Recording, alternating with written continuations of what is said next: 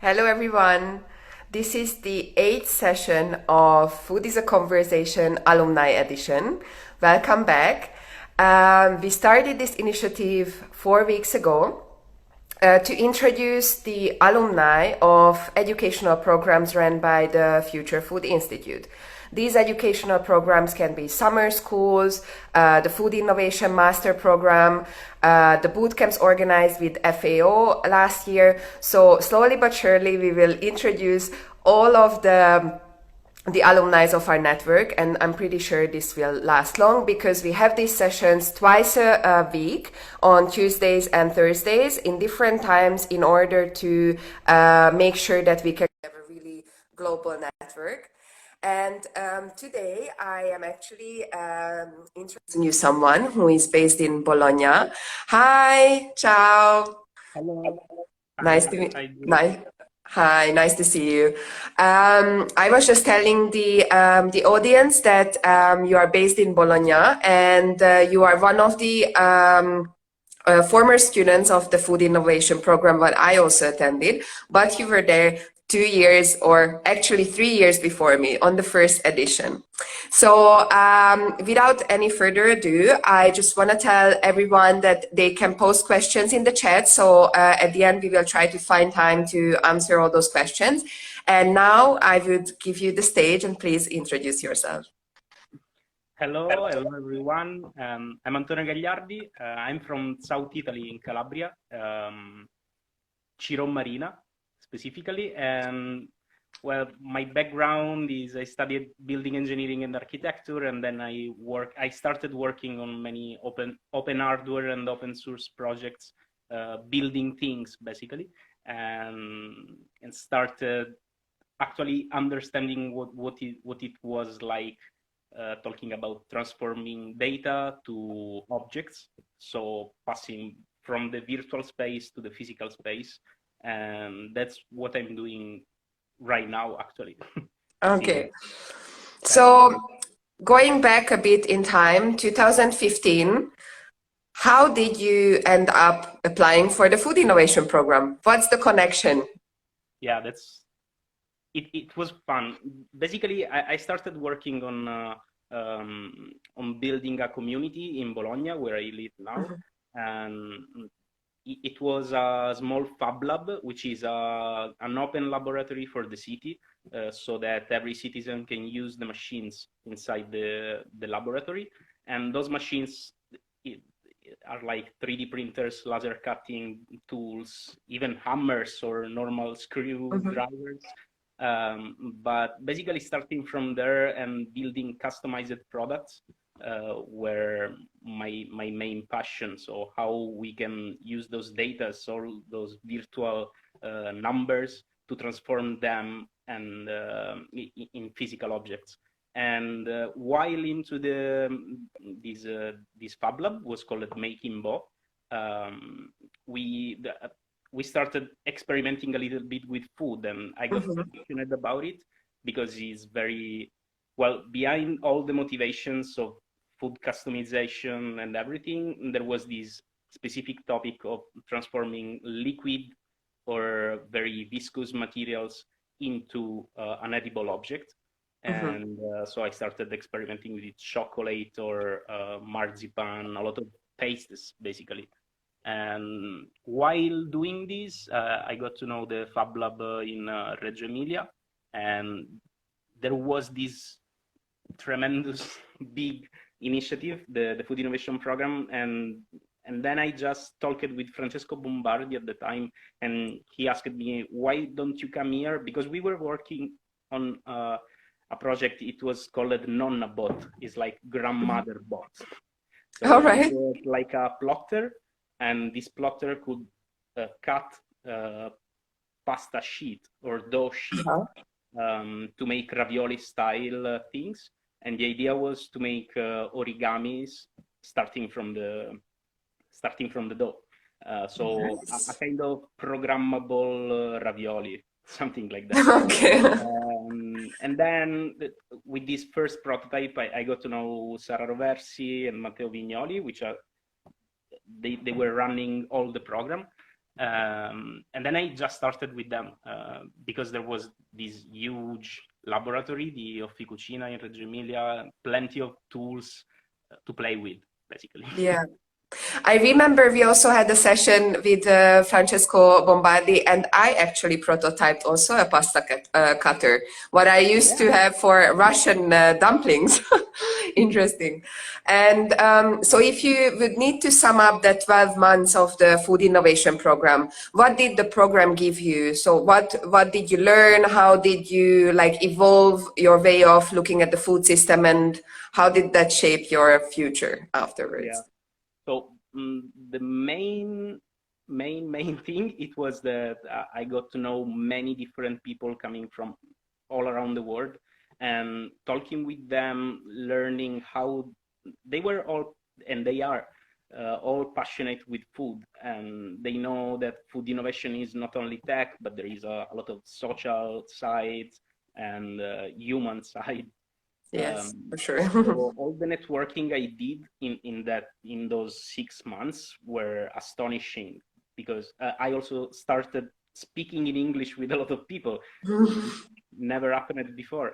And I got the opportunity to talk with people coming from very huge companies about food and supply chain or restaurants. And talking with them was it gave me a great boost to keep working on those topics, and also developing new things, because people coming from the MIT Media Lab, for example, were just a great shake for my creativity.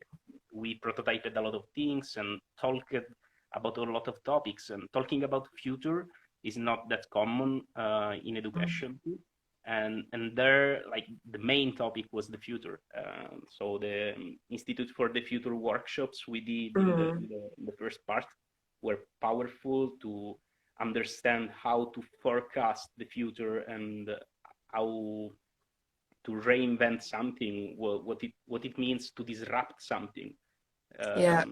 All those topics really changed me, because I had all in my mind or reading things around, but having this playground to do everything was great.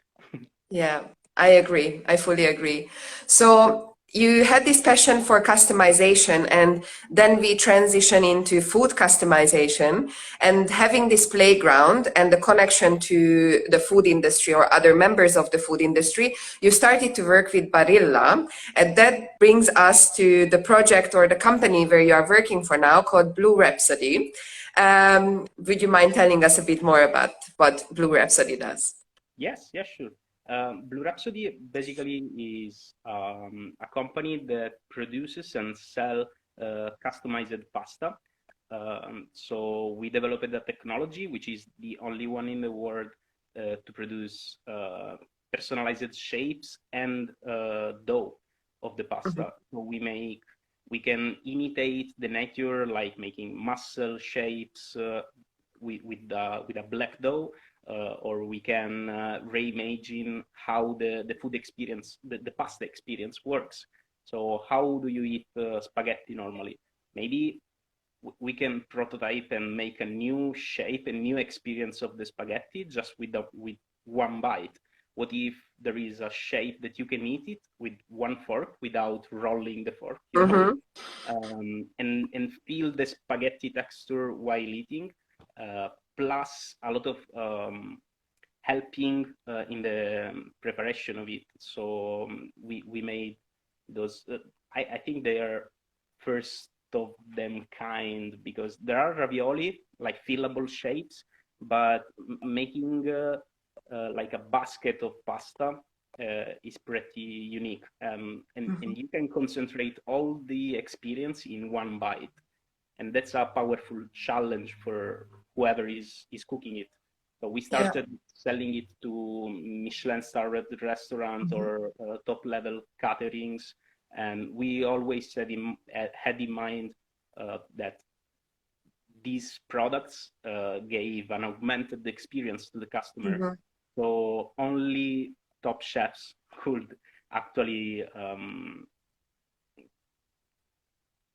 design those experiences, And after 2 years of this, we started last year in March an e-commerce and started selling to private customers. So anybody in Italy can order directly there. And they have this pasta which arrives at home frozen, and then you can cook it however you want. And it's fresh pasta, so it cooks in 2 minutes. It holds all the shapes. And we are still working on everything about the experience. So any kind of shape or experience we can redesign, that's what we are working on. Yeah. So I, as a private consumer, like an end consumer, I can actually design the shape of my pasta, or you recommend me something what could be like an elevating experience when I prepare a meal for my family? Yes, exactly. Right now, we are proposing a lot of shapes. We design it by ourselves during research, or we design it for other customers or restaurants.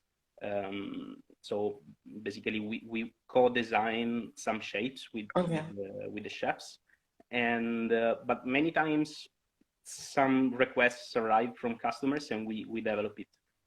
Right now, you can't develop the shape by yourself because you will need like a software for designing the 3D shape and a lot of tweaks.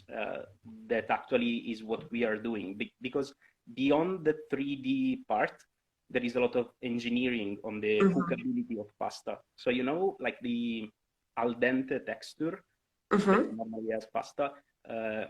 In Blue Rhapsody, we redesigned this because we can decide what is al dente and where. Have you ever tried the farfalle, the butterfly? Yes. Yeah. So you can feel there that there is the middle point, which is always al dente, but True. the wings are many times are not as al dente as the middle point. Exactly. Exactly. We basically reiterate this specific parameter, and we can design where this al dente feeling is in the shape. So when you eat it, we know where you bite it, and how we can help you during this journey. This is Maybe, fascinating. yeah. Yeah. And We do have you that, only work with wheat and grain based pasta, or also with other ingredients like legumes and other yeah, ingredients? we we are trying every kind of ingredients. The base is always pasta because our first point was how can we make 3D pasta and customizable pasta, and also because there are many other 3D food printing companies around the world that actually um, produce or sell machines that produce 3D food, but none of them can do still 3D shapes like us, because pasta and the gluten and the dough itself, we engineered how it works, all the process, and so we can do real 3D objects. So we can do those tall baskets, which Yeah, is, if you try it with chocolate or marzipan or others, at the end of the day, they are not a really nice experience, in my opinion. I see. And so yeah, that's it.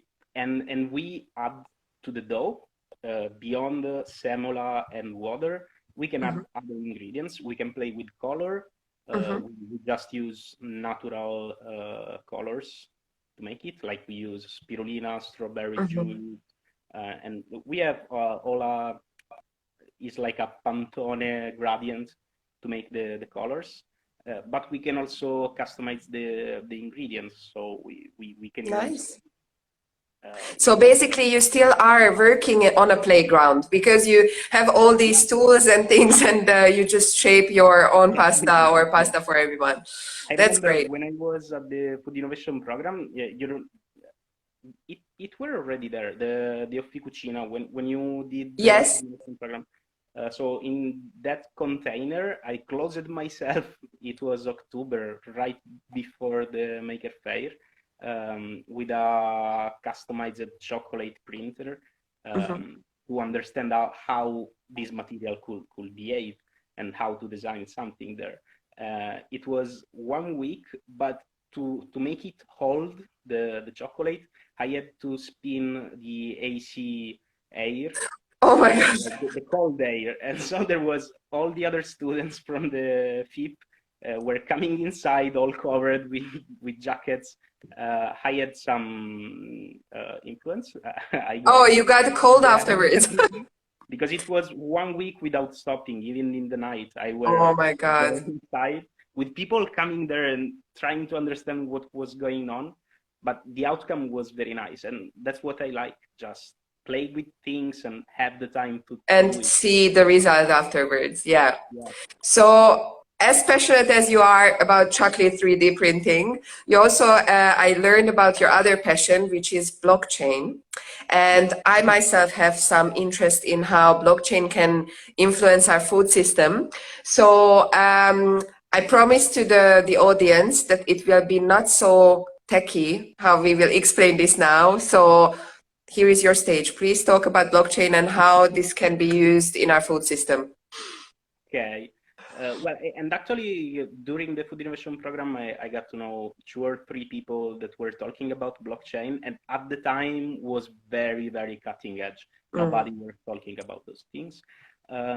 So to explain very, very simply, blockchain is a database, is like an Excel document, so it's like a table, and every row is a collection of transactions. And the blockchains, it gives an added layer of security and anonymity, if you want, and let you transact assets of any kind.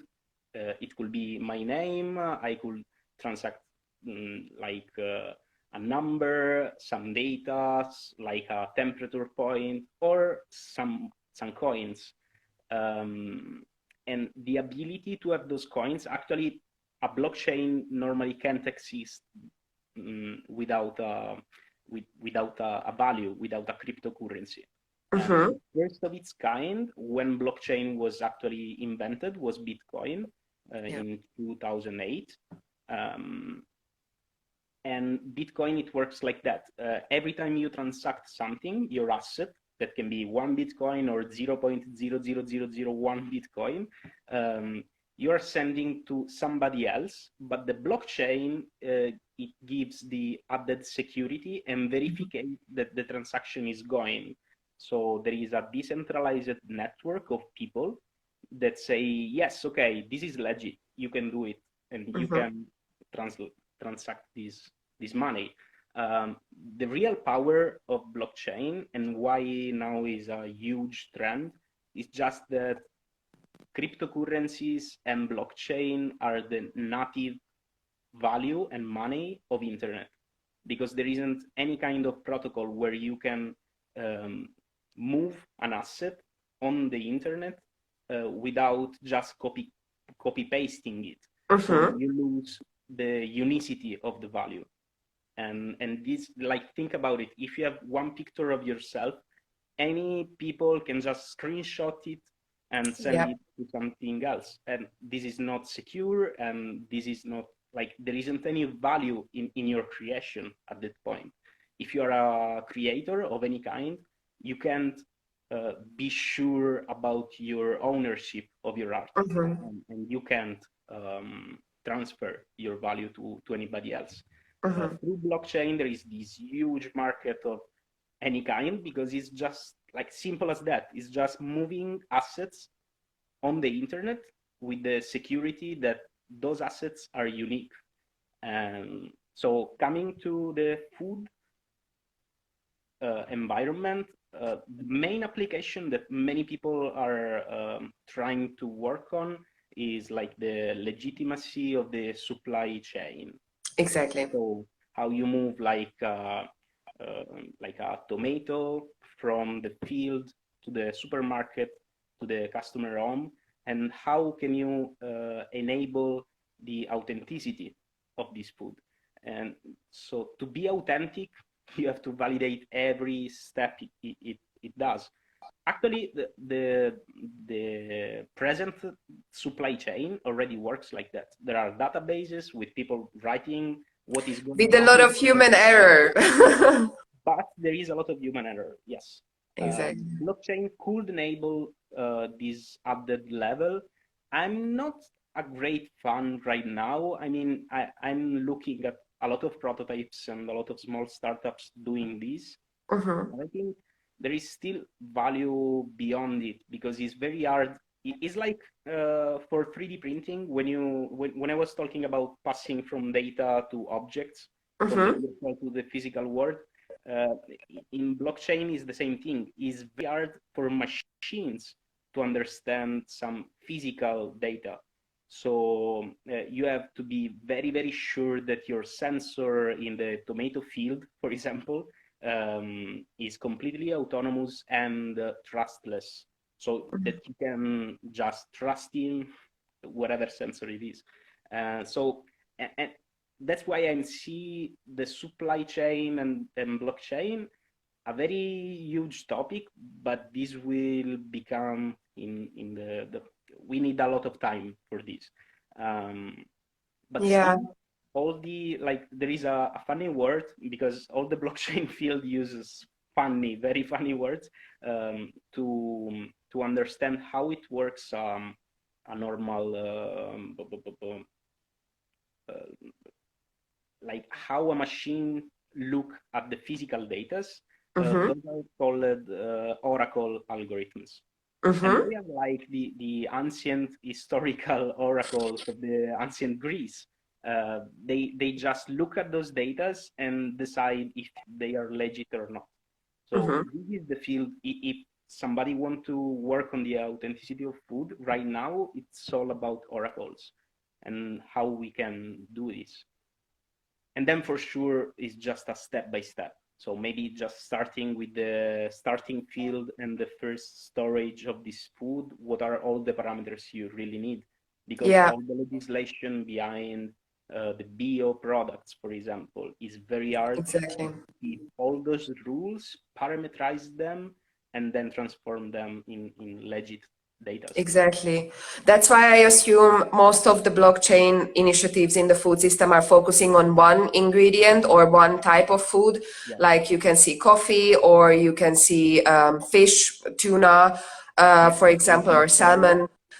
Yeah, so it has been started. That's great. And I think blockchain has the power to create this transparency. And I know transparency is a buzzword now in the food industry, but especially now, people are seeking more information about their food. And this could be an enabling tool to do that. Because let's be honest, I don't think tomato will be more attractive to the end consumer if we write on it that it's a blockchain tomato.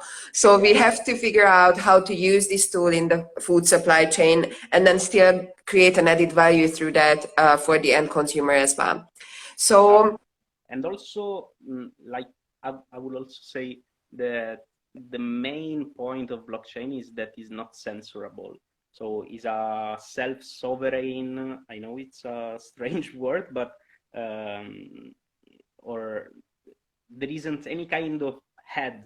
Is not that Bitcoin is not a company. There isn't any CEO or CTO of Bitcoin. There is a community working on it. There are thousands of nodes that verifies every block which is written on the blockchain every 10 minutes, and so nobody can stop it.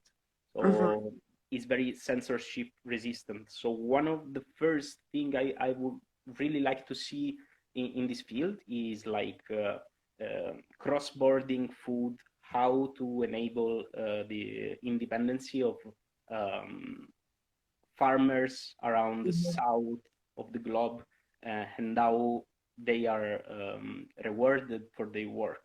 And to do it, we need to cut the middlemen because they do a lot of margin on the transactions and on any kind exactly. of thing. There are like thousands of people from that really nice avocado coming from Brazil until the supermarket down my place. Yeah.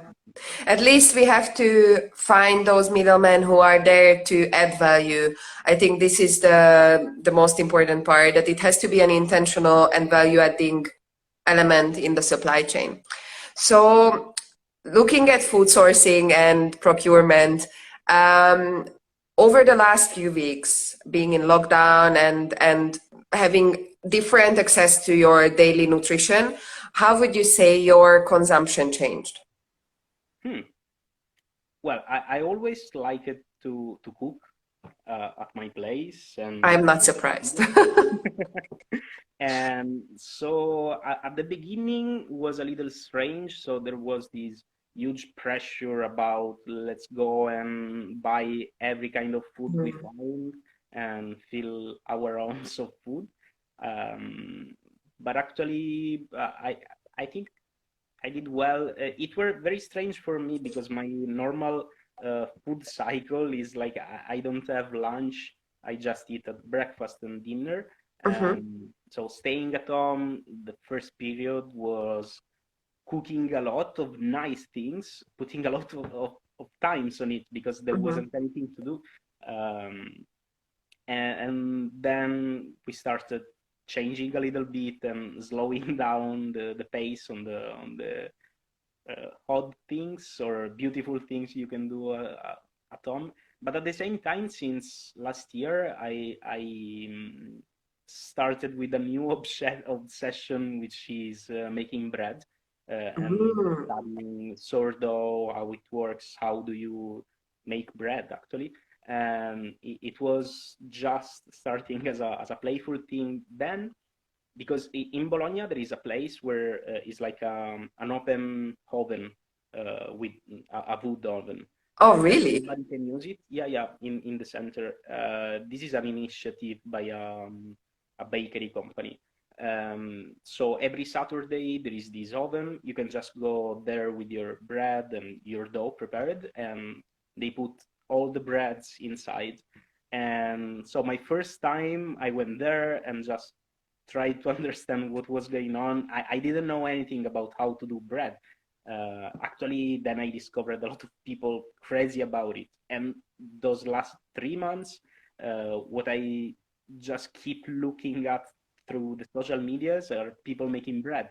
And was very fun. The second time I went there in September, October, um, it was fun because there was like the regional championship of bread makers, and I were Interesting. there with my love that I mean there wasn't any, I didn't any expectation. I just wanted to cook my bread, and I arrived second to the championship. No way. Yeah, Oh and my that God. gave me a huge boost. So in the last months, we never bought bread. We just do it here, and that's very fun. And I gave a lot of tutorials to all my friends or families, and this is fun also because the sourdough is just is this kind of a cult that Mm-hmm. people have, and when you get into you start taking care of the bread you're making. Mm-hmm. Um, so actually, the food system all around me, I think, changed a lot. And just looking at how the wheat and the flour disappeared from the shelves was pretty interesting because right before everybody were just eating their frozen bread without thinking about it. And I was in the moment where my obsession was at its highs. Mm-hmm. So I really enjoyed it. And I really hope that people will change it even after all these crises. And keep up with this habit, yeah. Yeah, that Yeah, would be nice to see. But this is great. I will visit this oven, or maybe just to talk to the people who are going there. I find it so fascinating because there you go, and it's a new community you enter. yeah. So it's not only being at home and doing your own thing. So it's great. Oh, good to know about this. Thank you. I found there like every week the most constant person I saw there was Alessandro Roversi, the Uh-huh. founder. He's crazy about sourdough. I mean, he has these 4 or 5 different sourdoughs, very different, and he studies how can you put different agents inside it to change the Mhm. flavor or the activity of the bacteria. So So you can he's also very fun. learn there. If you are just interested, you can just go and talk to the people who Yeah. already experimented so much.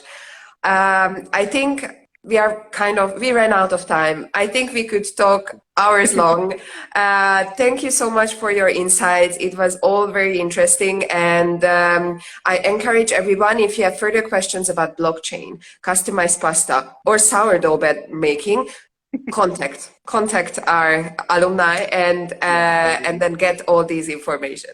So thank you so much for being here. Our next conversation is Thursday at 8:30 CET, and we will have again a behind the scene guest who is not didn't participate as a student on an educational program, but is part of the Future Food media team. So he basically attended all of the educational programs. So thank you so much, and I wish everyone a lovely evening. Thank you. Julia. Bye. Ciao.